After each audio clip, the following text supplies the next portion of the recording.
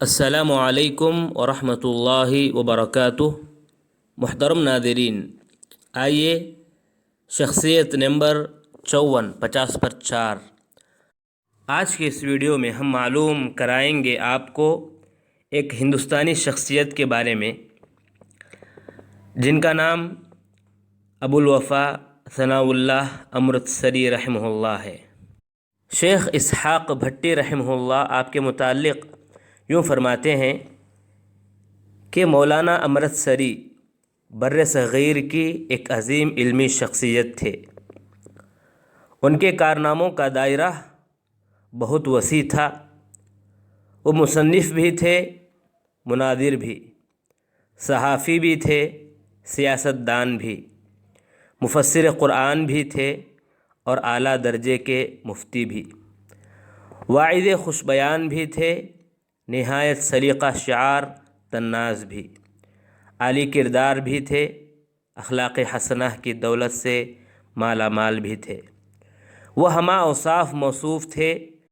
اہل علم کی جماعت میں وہ واحد شخصیت تھے جن کی ذات میں اللہ تبارک و تعالی نے بے شمار خوبیاں نہایت حسن ترتیب سے جمع فرمائی تھیں۔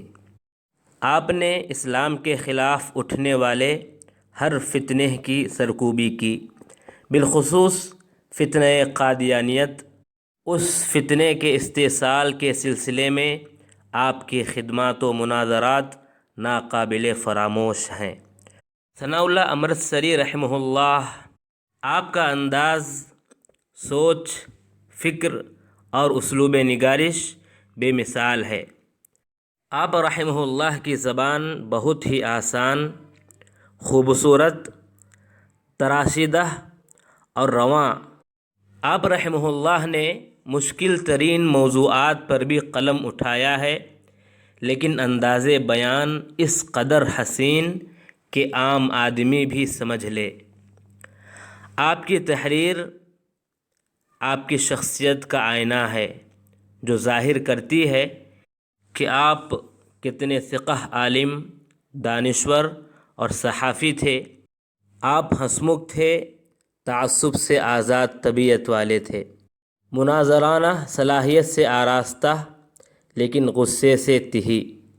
مولانا ابو علی اثری رحمہ اللہ آپ کے متعلق یوں لکھتے ہیں کہ ثناء اللہ امرتسری رحمہ اللہ جامع الصفات تھے۔ اللہ نے بیک وقت بہت سے فضائل اور محاسن آپ کے اندر جمع کر دیے تھے۔ آپ نے اپنی تمام حیثیتوں سے مذہب اہل حدیث اور اس سے کہیں زیادہ اسلام کو فائدہ پہنچایا، اور اپنے واحد اہل حدیث اخبار کے ذریعے تحریک اہل حدیث کو کہاں سے کہاں پہنچا دیا۔ یہ تحریک اہل حدیث کی بڑی خوش قسمتی تھی کہ ان جیسا باہمت، وسیع المعلومات، وسیع النظر، وسیع المطالعہ عالم اس کو مل گیا، جس نے اپنی تصنیفات، رسائل، مضامین اور تحریروں سے تحریک اہل حدیث میں ایسی زبردست انرجی اور طاقت بھر دی کہ ہندوستان میں بڑے بڑے مذاہب کے نظامات اس کی ٹکر سے ہل گئے۔ ثناء اللہ امرتسری رحمہ اللہ کے آباء و اجداد اصلاً کشمیر کے رہنے والے تھے۔ 1860 میں تجارت کی غرض سے یا اس وقت کے حکمران راجہ رنبیر سنگھ کی ستم رائیوں سے تنگ آ کر امرتسر میں سکونت پذیر ہوئے۔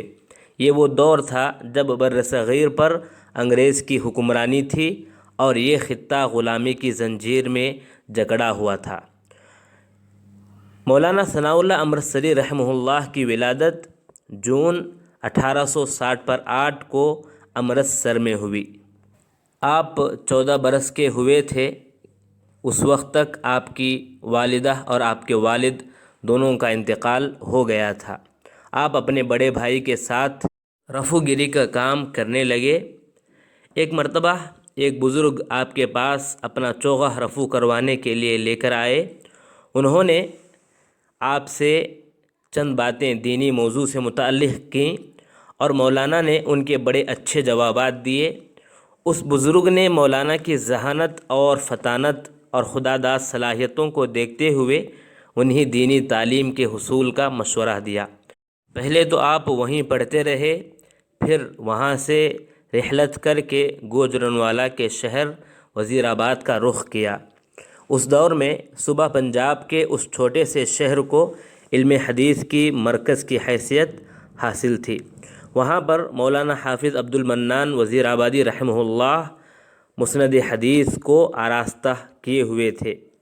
مولانا عبد المنان وزیر آبادی رحمہ اللہ نابینا تھے، لیکن ان کی علمی بصیرت بہت تیز تھی۔ وہ بہت بڑے عالم حدیث اور فن رجال کے ماہر تھے۔ وہاں پڑھنے لگے۔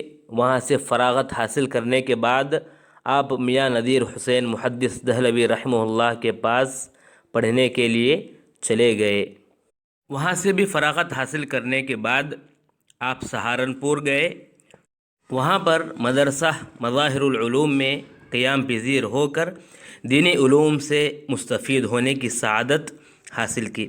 پھر وہاں سے دیوبند گئے۔ معقولات و منقولات سے متعلق کتب درسیہ کی تکمیل کی اور دورہ حدیث میں بھی شریک ہوئے۔ یہاں آپ نے عبد المنان وزیر آبادی رحمہ اللہ اور دارالعلوم دیوبند کے درس حدیث میں جو فرق تھا اسے خوب سمجھا، اور درس و تدریس کے یہ دونوں مراکز جن خطوط پر چل رہے تھے اس سے خوب استفادہ کیا۔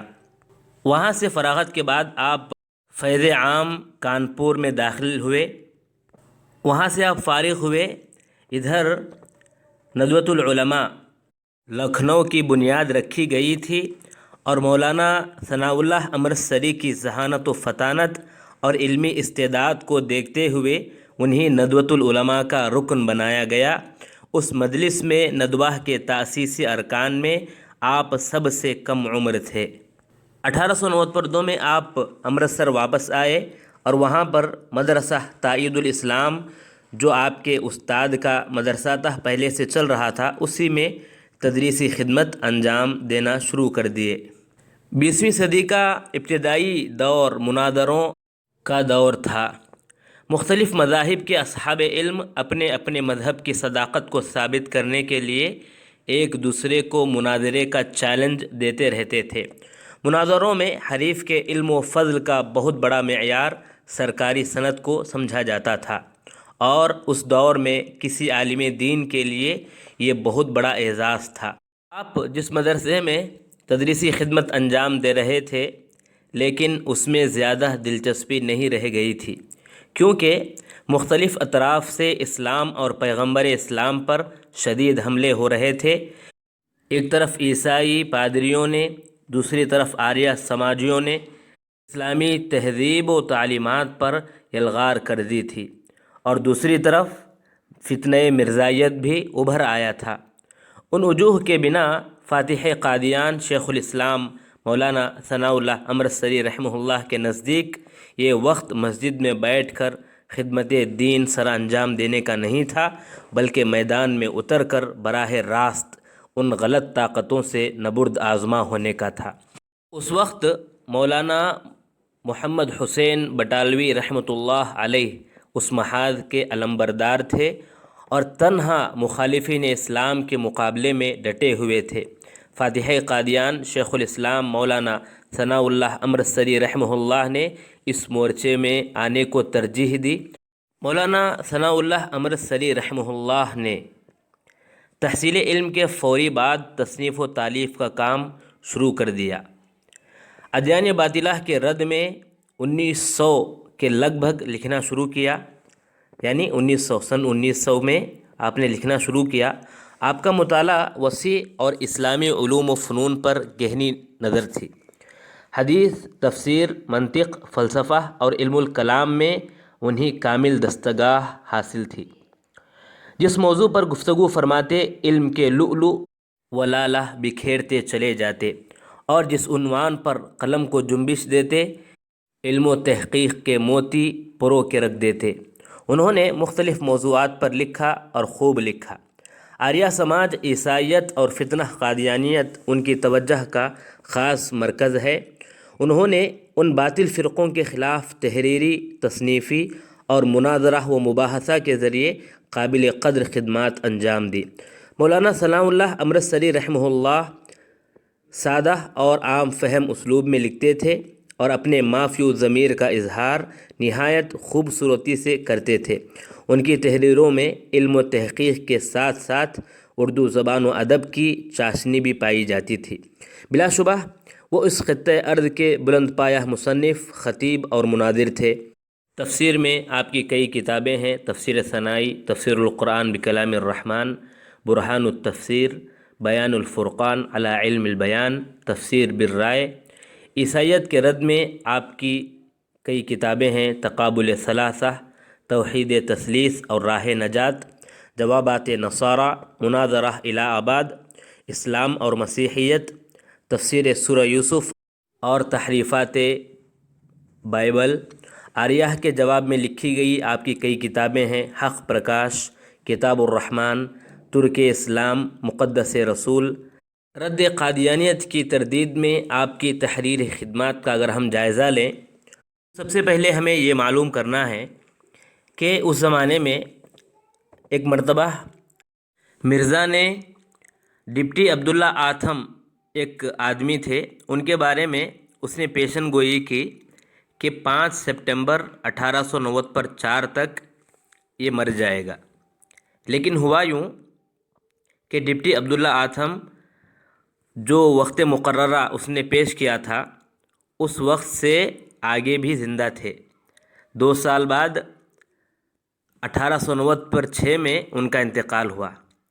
لیکن 1890 پر 4 میں جب ان کا انتقال نہیں ہوا تھا تو سب نے مل کر مرزا کی وہ درگت بنائی کہ منہ دکھانا مشکل ہو گیا۔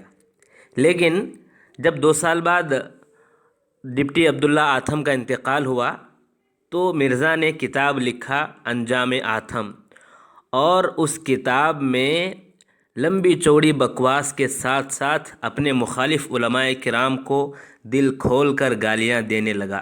اس میں یوں لکھا کہ اے بدذات فرقہ مولویان، تم کب تک حق کو چھپاؤ گے؟ کب وہ وقت آئے گا کہ تم یہودیانہ خصلت چھوڑو گے؟ اے ظالم مولویو، تم کب تک حق کو چھپاؤ گے؟ اے ظالم مولویو، تم پر افسوس کہ تم نے جس بے ایمانی کا پیالہ پیا اسی پیالے کو عوام کالانعام کو پلایا۔ پھر آگے لکھتے ہیں کہ یہ جھوٹے ہیں، کتوں کی طرح مردار کھاتے ہیں۔ یہ گرمی اس نے اس لیے دکھائی کہ اس نے جو کہا تھا کہ آتھم کا انتقال 1890 پر 4 تک ہو جائے گا، لیکن اس کا انتقال نہیں ہوا، تو علماء نے اور لوگوں نے بھی اس کی خوب مذمت کی۔ اسی کا بدلہ اس نے 2 سال بعد جب ان کا انتقال ہوا، یعنی ڈپٹی عبداللہ آتھم کا انتقال ہوا، تو اس نے اس طرح کتاب میں انجام آتھم کے نام پر کتاب لکھ کر اس طرح کی گالیاں اس نے دیں۔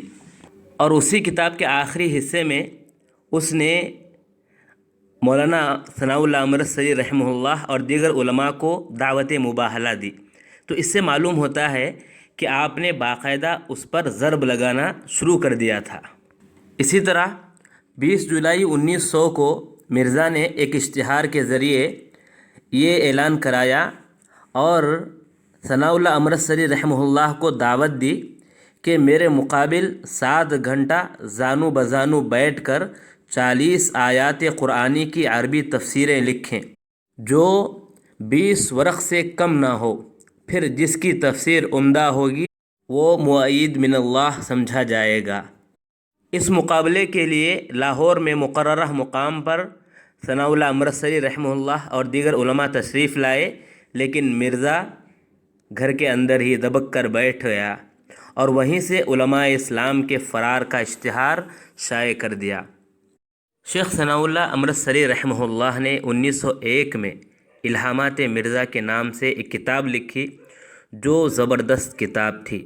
آپ نے اس کی تصنیف کے لیے اس وقت قلم اٹھایا جب آپ تدریسی مشاغل سے دوری اختیار کر لیے تھے اور اہل باطل کی تردید کے لیے تقریر و تحریر کے میدان میں اتر چکے تھے۔ یہ کتاب قادیانیت کی تردید میں شاہکار کی حیثیت رکھتی ہے اور اپنی نظیر آپ ہے۔ اس کی اشاعت نے بہت سے اہل ایمان کے ڈگمگاتے ہوئے قدم جما دیے اور قادیانی صف کے اندر ہلچل مچا دی۔ مرزا کے ایک بڑے خصوصی مرید اور عظیم معید ڈاکٹر عبدالحکیم پٹیالوی، ان کے خیالات میں سب سے پہلا تغیر اسی کتاب کے ذریعے آیا۔ پھر 1906 میں قادیانیت سے تائب ہو گئے اور اس کے بعد اتنی سرگرمی کے ساتھ مرزا کی تردید شروع کر دی کہ مرزا کے مرتے دم تک بلکہ مرنے کے بعد بھی ان کا پیچھا نہ چھوڑا۔ اس کتاب کے پہلے ایڈیشن کے ساتھ مرزا کو یہ چیلنج دیا گیا تھا کہ جواب لکھیں تو چھپا تھا اس انعام کے ساتھ 500 روپے نقد دیے جائیں گے۔ دوسرے ایڈیشن پر یہ رقم 1000 دی گئی اور اس چیلنج سے قادیانی صفوں میں کھلبلی مچی ہوئی تھی۔ اسی لیے تیسرے ایڈیشن کے بعد 1 سال کا انتظار کیا گیا کہ شاید کچھ قادیانی حفوات نمودار ہوں، مگر مرزا اس طرح مرعوب تھا کہ اس رسالے کے جواب میں ان کے قلم سیال سے ایک حرف بھی نہ ٹپک سکا۔ 1902 میں 29 اکتوبر کو بڑے پیمانے پر ایک مناظرہ ہوا، بڑی دھوم دھام سے ہوا تھا۔ مرزائیوں کے مناظر مولوی سرور شاہ تھے۔ موضوع بحث یہ تھا کہ مرزا اپنے الہامی دعووں میں سچے ہیں یا جھوٹے۔ ثناء اللہ امرتسری رحمہ اللہ نے مرزا کے مقرر کیے ہوئے معیار اور اصول کے مطابق انہیں قطعی طور پر جھوٹا اور فریب کار ثابت کیا۔ بیچارے سرور شاہ نے فاتح قادیان شیخ الاسلام مولانا امرتسری رحمہ اللہ کے دلائل توڑنے اور ان کی گرفتوں سے جان چھڑانے کے لیے بہت ہاتھ پاؤں مارے۔ کیا بنے بات جہاں بات بنائے نہ بنے، آخرکار شکست فاش کھا کر بڑی رسوائی اور روسیاہی کے ساتھ اپنے رفقا سمیت میدان چھوڑ کر بھاگ نکلے۔ مرزا کے ان فرستادوں نے جب قادیان پہنچ کر اس المناک انجام کی داستان اور اپنی ذلت و رسوائی کے احوال ان کے گوشے گزار کیے تو انہوں نے فرط حسرت سے بڑے درد انگیز اور کرب خیز اشعار کہے اور جوش غضب میں فاتح قادیان شیخ الاسلام امرتسری مولانا ثناء اللہ امرتسری رحمہ اللہ کو دل کھول کر گالیاں دیں۔ کہتے تھے تباہ کن، گمراہ کن، جھوٹا، بھیڑیے کی طرح بھونکنے والا، کتے کی طرح بھونکنے والا، بھیڑیا، متکبر، جہنم کا رہنما، احمق، اجڑ، ہذیان گو، فتنہ خیز، فساد انگیز، آتش فساد بھڑکانے والا، دجال، بھوت، ابن الہوا، صاحب مقائد، بچھوؤں کی طرح ڈنک مارنے والا، بے روح جسم، ہانڈی کی طرح جوش مارنے والا، نافہم، غدار الزماں، خاسر، راغم الانف، فحش گو وغیرہ وغیرہ، یہ تمام گالیاں ثناء اللہ امرتسری رحمہ اللہ کو انہوں نے کتاب میں لکھ کر باقاعدہ دیے تھے، اور لوگوں نے جان لیا تھا کہ حق کون ہے اور ان گالیوں کے مستحق اصل کون ہے۔ اور چند عربی اشعار بھی ہیں جو ہم یہاں بیان نہیں کر رہے ہیں، اور ان اشعار کو انہوں نے اس قصیدے کا نام انہوں نے رکھا قصیدہ اعجاز، اور اس کو معجزہ قرار دیا۔ اس کے بعد شیخ علامہ امرتسری رحمہ اللہ کے متعلق اس نے 3 پیشن گوئیاں کی۔ سب سے پہلا، وہ قادیان میں تمام پیشن گوئیاں کی پڑتال کے لیے میرے پاس ہرگز نہ آئیں گے، نمبر 1۔ نمبر 2، اگر اس چیلنج پر وہ مستعد ہوئے کہ کاذب صادق سے پہلے مر جائے گا تو وہ ضرور پہلے مریں گے۔ نمبر 3، سب سے پہلے اس اردو مضمون اور عربی قصیدہ کے مقابلے میں عاجز رہ کر جلد ان کی روسیاہی ثابت ہوگی۔ یہ 3 کیے تھے۔ خیر، دوسری بات کہ کون مرے گا یہ تو اللہ تبارک و تعالیٰ ہی بہتر جانتا تھا، اور ہوا بھی ایسا کہ وہی پہلے مرا اور آپ اس کے بعد بھی زندہ رہے۔ رہی قصیدے کی بات، تو مولانا نے الہامات مرزا کی اگلی اشاعتوں میں، یعنی جو بعد میں کتابیں شائع ہوتی گئیں، تو اس میں انہوں نے دکھلایا کہ یہ قصیدہ جسے مرزا قادیانی معجزہ قرار دے رہا ہے، اس کے کم از کم 50 اشعار فصاحت و بلاغت تو درکنار صحت کے درجے سے بھی گرے ہوئے ہیں اور شدید ترین فنی عیوب اور قباحتوں کا مرقع ہیں۔ باقی رہا عربی زبان و ادب کا معاملہ، تو اس لحاظ سے تو پورا کا پورا قصیدہ ہی بیکار ہے۔ رہی پہلی بات کہ وہ قادیان نہیں آئیں گے، تو آپ نے فوراً رمضان کے بعد ہی فوراً قادیان پہنچے اور انہیں خط لکھا کہ میں قادیان میں ہوں، اور ہماری باتیں جو ہے لمبی ہو گئیں، خط و کتابت کے ذریعے جو ہے آپس میں کئی کتابیں ہوئیں۔ بالآخر اشتہار میں مرزا نے دعا کی تھی کہ ہم میں سے جو جھوٹا ہے وہ سچے کی زندگی میں ہلاک ہو جائے گا، یہ دعا بھی کی تھی۔ اور ہوا یہ کہ اس کے 13 مہینے اور 12 دن کے بعد مرزا کا انتقال ہو گیا، اور فاتح قادیان شیخ الاسلام ثناء اللہ امرتسری رحمہ اللہ مرزا کے انتقال کے بعد مسلسل 40 برس تک پوری تاب و توانائی کے ساتھ حق کا پرچم لہراتے رہے اور باطل کا علم سرنگوں کرتے ہوئے زندہ رہے۔ مولانا صفی الرحمن مبارک پوری رحمہ اللہ یوں لکھتے ہیں کہ فاتح قادیان شیخ الاسلام مولانا امرتسری رحمہ اللہ کی تصانیف کی اہم ترین خصوصیات یہ ہیں کہ ان میں عبقریت اور ابتکار ہوتا ہے۔ گرفت اتنی ٹھوس اور برمحل ہوتی کہ خواہ حریف کتنے ہی ہاتھ پاؤں مارے بچ نکلنے کی صورت نہ ہوتی۔ مطلب بالکل واضح اور دو ٹوک ہوتا تھا۔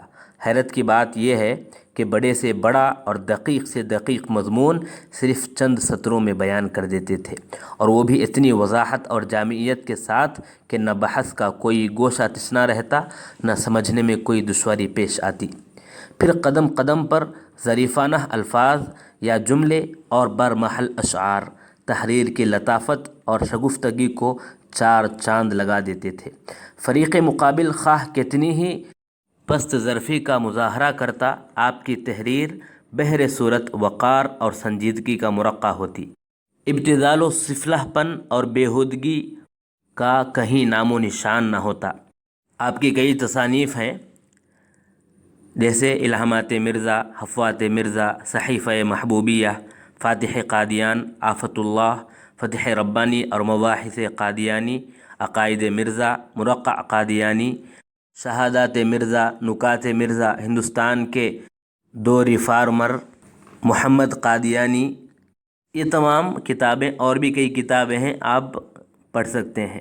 اس کے بعد آپ نے ایک جریدہ ہفت روزہ اہل حدیث کے نام سے جاری کیا۔